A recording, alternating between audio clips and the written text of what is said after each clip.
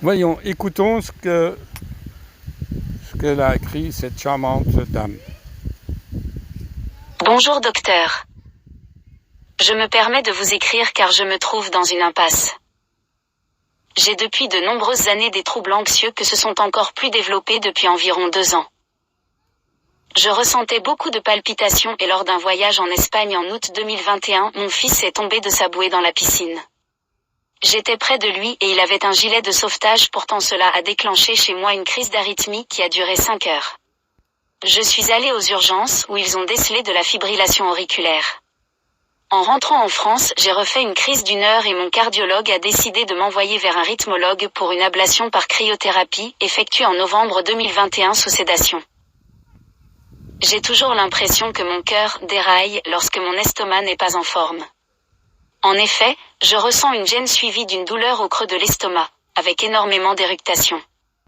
Et cela provoque des palpitations au moindre mouvement ou lorsque je me baisse. En regardant vos vidéos, je suis tombée sur le syndrome de Remelde. J'en ai parlé à mon médecin traitant qui ne connaît pas cette pathologie et me dit que c'est sûrement quelque chose inventé sur Internet. Surtout pas. Il m'a donc proposé des antidépresseurs mais je ne veux pas les prendre, j'ai toujours peur de nouveaux traitements par rapport aux éventuelles allergies. Depuis je suis allée aux urgences car je ne me nourrissais plus, j'avais des nausées au cœur. J'ai perdu 6,5 kgs en 3 semaines, je fais maintenant 48 kg pour un M60. Le médecin urgentiste m'a dit que j'avais sans doute une gastrite due au stress. L'ostéopathe pense à une hernie hiatale. J'ai aussi une endométriose digestive et une adénomiose. Je n'arrive plus à sortir de chez moi car cela provoque du stress et engendre de la tachycardie et beaucoup d'extrasystole que je n'arrive pas à gérer.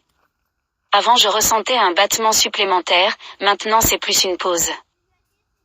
Je suis anémiée en fer et extrêmement fatiguée. Je dois passer une fibroscopie en septembre. J'aimerais avoir vos conseils. Que faire pour alléger les symptômes ? Je n'arrive plus à supporter les extrasystoles à la moindre émotion positive ou négative, au moindre stress, mouvement ou dès que j'ai de l'air dans l'estomac. Le fait que mon médecin refuse de voir ce lien me bloque. Je vous remercie par avance, et bravo pour vos vidéos qui montrent votre investissement et nous permettent d'étudier des pistes que nous n'aurions jamais explorées sans vous. Cordialement. C'est dommage que, avec la connaissance qu'il a eue, que je lui ai transmis, que c'est dommage que vraiment ça n'a pas été mis à profit. Voilà. Moi, chers amis, je vous donne les supports. Je vous donne les secrets et les codes. Chers amis, moi je vous donne des codes. Alors faites tout votre possible, d'accord, pour les mettre en pratique. Défendez-vous, soyez forts. Comment ? Qu'est-ce qu'on peut proposer à cette chère fan qui souffre ? C'est presque une agonie, ça.